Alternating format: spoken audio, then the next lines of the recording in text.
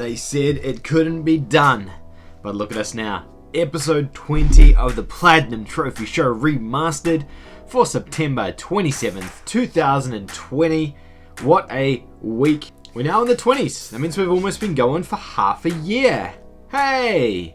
Welcome back to the Platinum Trophy Show. This is your weekly show. We take a look at all the latest trophy and trophy hunting news. We take a look at the latest PlayStation news and we kind of digest it all in a way with some thoughts and opinions and ideas. Try and keep it nice and short and concise and interesting for you guys. Let's get on with episode 20 of the Platinum Trophy Show.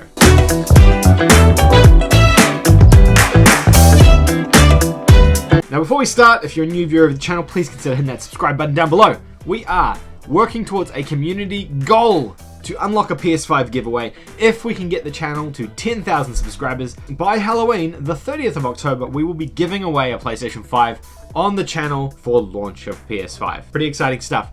If you enjoyed this video, don't forget to give it a like and don't forget to comment down below and let me know what you thought of the Platinum Trophy Show episode 20. Now this week, we missed last week because I was on my vacation. This week we're taking a look at the latest trophies and the latest news. I picked out five stories that I want to talk about this week. And I think the first one I want to discuss is Bethesda getting bought by Microsoft. Now this might be old news at this point because it kind of happened like towards the middle of last week. Everyone's probably talked about it, but we haven't talked about it here on the channel. It's exciting stuff. I think this one came out of nowhere. I really didn't expect it. If you've been living under a rock or you missed this, ZeniMax, which is the parent company that owns Bethesda Game Studios and all the other, I guess, studios that fall under Bethesda's publishing arm, was purchased outright by Microsoft or Xbox to become part of their first party sort of family, which is pretty massive. Now this article here doesn't go into a huge amount of detail about it. We'll just use this as a jumping off point. It means now Microsoft owns all of Bethesda's giant IP, and that's not just the big stuff like Skyrim, Fallout, you know, the big boys. They also then own Doom, which is you know, a massive sort of, I don't want to say AAA or mid-tier because it's kind of not mid-tier. It is more AAA, but it's not Elder Scrolls level. But Doom, Wolfenstein, The Evil Within, all of the other stuff that Bethesda kind of had under their belt, and there's a lot more there too. So this is a pretty big deal. Now I think since this has happened, I believe Bethesda have come out and made a statement saying that despite being purchased by Microsoft, a lot of their games that they've already announced for PlayStation will still be coming out on PlayStation. So Deathloop being exclusive or timed exclusive will still remain a timed exclusive on PlayStation. So we can rejoice there. I think the other part of this as well though is that there's no situation where a new Elder Scrolls game will come out, Elder Scrolls 6, and it won't be on PlayStation. It's going to be on both platforms, so people don't need to worry. I know it hasn't been officially announced, or maybe it has and I missed it, but it's not going to happen. They're just not. It's never going to release on a single platform. And if you guys have been watching Microsoft very closely of late, you'll see they've been shifting their strategy more from a hardware manufacturer to more of a service business and a publisher, and Microsoft will be wanting to do that. If you look at how many games they've now published on Sony platforms or Nintendo platforms, they'll continue to do that. You know, between Minecraft and Cuphead, I guess, like as two massive ones, but they'll continue to do it with Elder Scrolls and things like that. They will be released on PlayStation. They will be Microsoft published probably, or at least have a Microsoft splash screen there, and they'll be published by Bethesda, owned by Microsoft. It's a weird situation, but those games will absolutely come out on PlayStation consoles in one way or another, so people don't need to worry about that. So that was the biggest thing that people were freaking out about online. So that's the whole Bethesda thing. What do you guys think of this? This really shocked me. I was surprised. It shows Microsoft isn't messing around. The thing that I guess scared me in a way is that just how much money they have to spend on publishers, and potentially they could buy anyone they wanted. And that thought is a little bit scary if I'm being honest, because it means that Microsoft's power could extend out to buying someone huge like an EA or an Activision, and there's really nothing stopping them from doing that. We actually did see a rumor since this happened that they were looking at buying Sega as well, but I haven't seen anything come of that yet. That would be pretty massive if they did that too, owning Sonic and Persona and all those Atlas IPs. There's a lot of stuff there. Microsoft haven't traditionally been great with the Japanese market. Maybe that is a way for them to kind of tap into that. So I don't know. That could be something that happens after this video is posted. We don't know yet. TGS has just kicked off, so it could be a TGS announcement. So yeah, like I said just now, TGS did kick off this week, and we got some more Resident Evil news. The conference that happened yesterday, they showed off some more RE. Well, they didn't actually show off more of the game. They just talked about how spooky it is, and it was a weird situation. They haven't actually shown us a ton of new stuff at TGS. They've just kind of talked about it a little bit.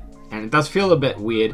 One of the things that came up was this whole thing about it potentially coming to PS4 and Xbox One. This has been something they've been really tight-lipped on, whether it's just a next-gen game or if it's a cross-gen game. Now it's looking like it might come to everything, but they're not willing to commit to anything just yet. So I guess this is kind of for all you guys who aren't upgrading to next-gen and you're still interested in this game. This might be coming to you. I know it's a really weird story to cover. I like Resident Evil. You guys know I'm a big fan of Resident Evil. This is one of my most anticipated games for next-gen.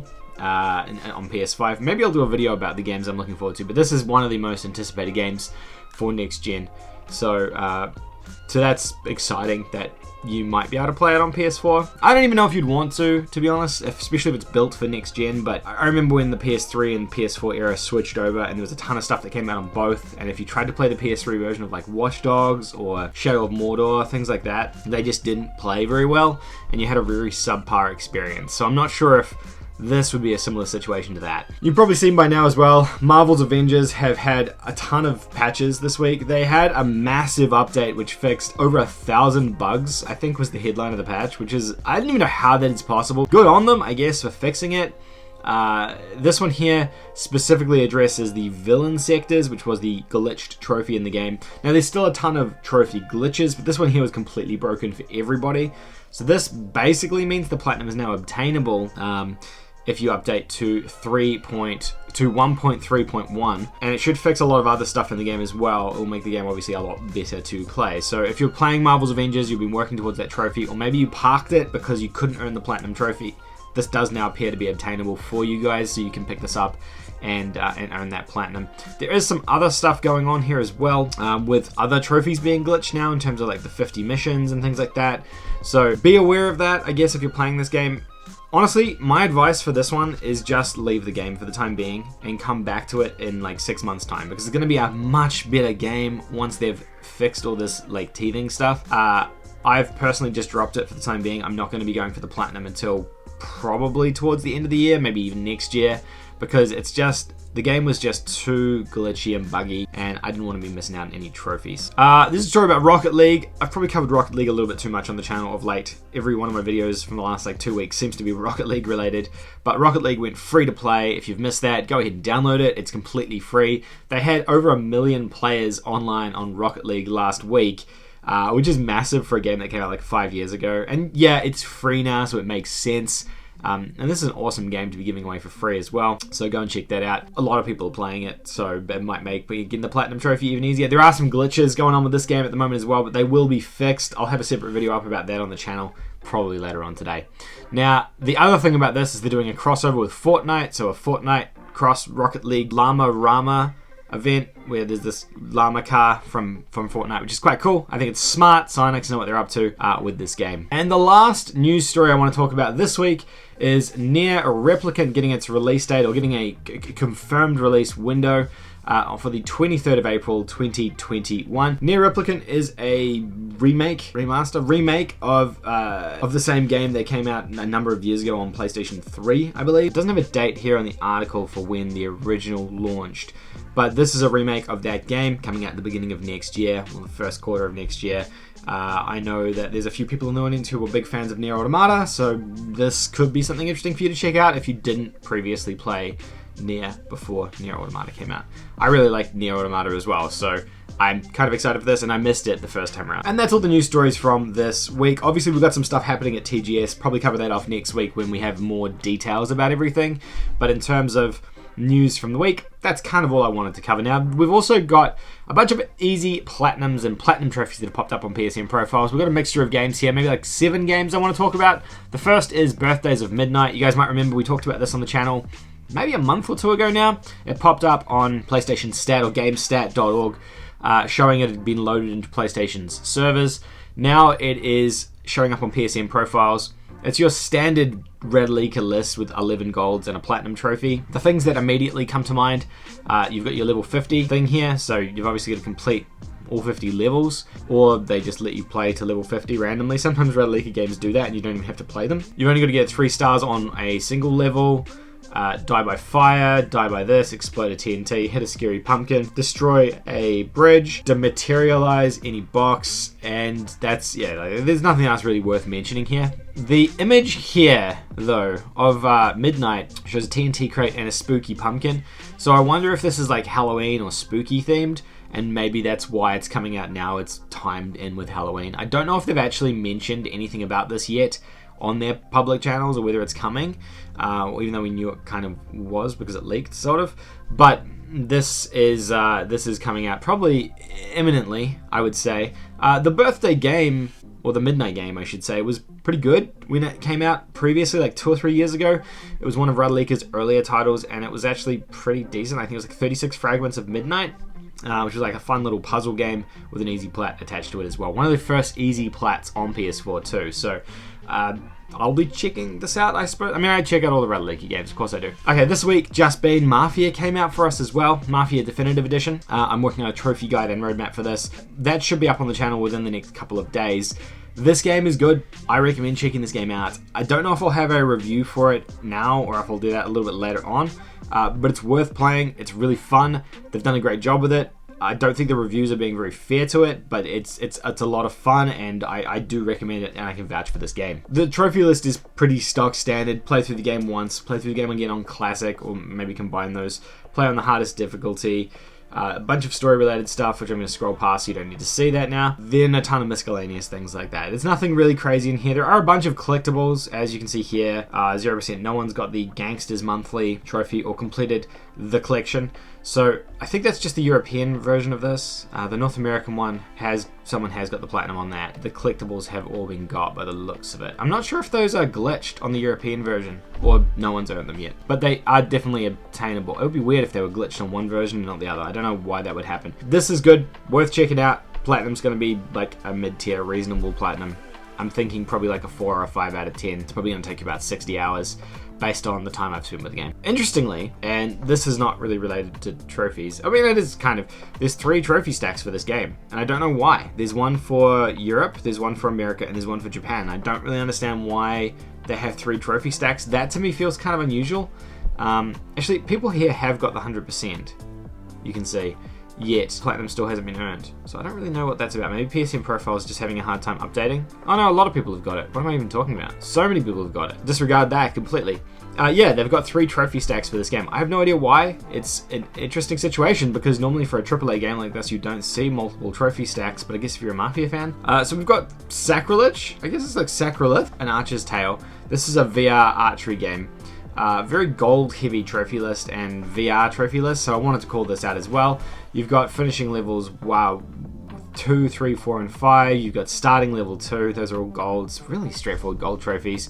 Finishing the game, you got a trophy for that. Opening light abilities, fire, dark abilities, missing 30 times, making 50 hits in a row, that's probably going to be a hard trophy. Making 30 hits in a row and 10 headshots in a row is probably going to be a hard trophy as well.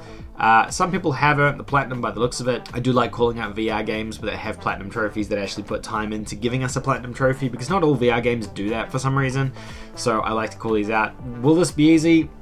I don't know. Will the game be any good? I also don't know. But I am curious about it, and I'll probably check it out if it's priced okay on the PlayStation Store. I remember watching a trailer for this a while back and thinking, you know what, this doesn't look too bad. Okay, Jet Set Knights. This has got a Radleika trophy list, but it's not published by Radleika. It's published by a different developer. You've got your 11 golds and 1 silver trophy here. Same thing as like a standard Radleika list where you've just got a bunch of junk stuff that you've got to do and you'll get given a platinum trophy. So you're after an easy plat, go for this one. 83% completion percentage so far, which means yes, it is definitely an easy platinum trophy if you're wanting it. Don't know what the game's about. I looked it up. It's like a 2D scroller of some sort, but they all kind of blend together now, these easy plats. So yeah, the easy one if you're after it, not a Radleika game. I don't know. We've also got Bobby, Big Bobby Car. I think this is a kids show, right? Big Bobby Car, The Big Race. This is a kids show.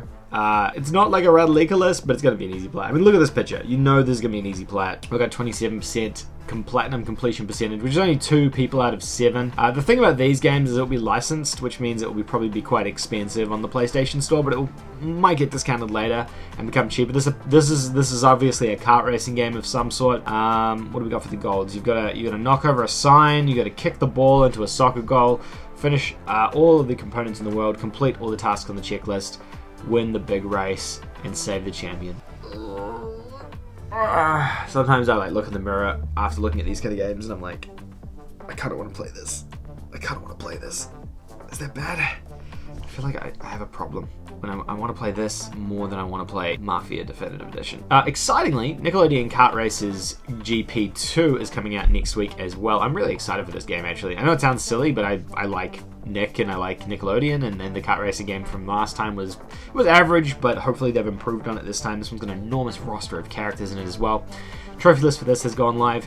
It looks to be grindy. Let's look at just the golds, and that's kind of how we can tell. You've got hit opponents 500 times with items, which, given it's like a kart racing game like Mario Kart or CTR, that's not that weird.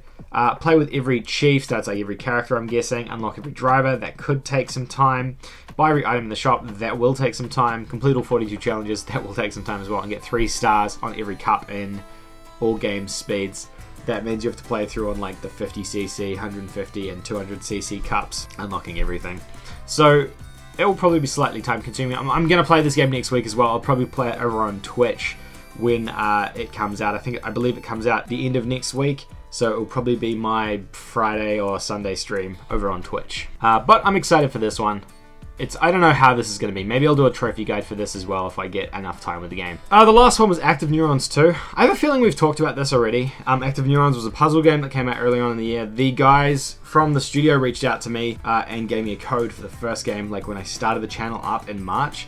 And it was one of the first times a developer had reached out to me to give me something. So I feel kind of like I want to shout these guys out again.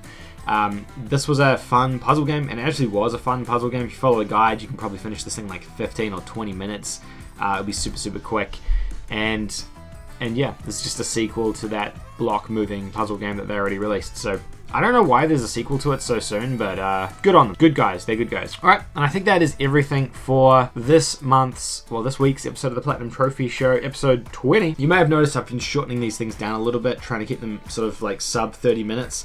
As of late. It's partly because there's not enough news to talk about, and it's also because I don't like to just have something go on for 30 minutes for the sake of going on for 30 minutes and people getting bored.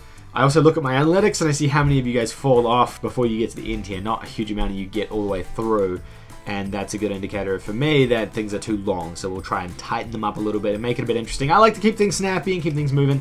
What did you guys think of this week's episode? What did you think of all the games shown this week? You got any interest in any of the news stories we talked about? Do you have any opinions on those? I'm curious to hear your thoughts in the comment section down below. What do you guys think of the trophies that came out this week? Are there any of these games that you're willing to check out? Are you going to be playing any of them?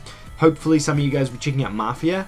I know that I built a lot of Mafia fans earlier in the year when we talked about some of the Mafia glitches, so hopefully has stuck with the channel, and we've still got a few of you guys sticking around as well. I'm still playing through Mafia, but I should be done with it in the next day or so. And then Crash comes out this week. I'm excited to be streaming Crash this coming Thursday, the day before it comes out, over on Twitch, twitch.tv/TPTJosh. Come over there and check out my Crash stream on Thursday. It's going to be a lot of fun. Really looking forward to it. And you guys can come over and chat. We can have some fun. Anyway, thank you guys so much for watching. I really do appreciate each and every one of you for tuning in to the Platinum Trophy Show. I'm sorry that we missed last week. I just needed some time to myself, and it was greatly appreciated. So thank you all for understanding that. Actually, can I just say as well on that, I put out a post saying, hey, I need a couple of days off. I didn't get a single dislike on that post. Every single comment was lovely. Every single person that commented liked it, I suppose. And I didn't get any dislikes. And that is, it's a brilliant feeling. It's fantastic. It means I got the right people here, and that's what's important. Thank you guys so much for watching. Really do appreciate it. I'll see you guys all in tomorrow's video. Have a brilliant evening. Goodbye. No one ever escaped this fear. This old house is stripped from all, gutted to the bone.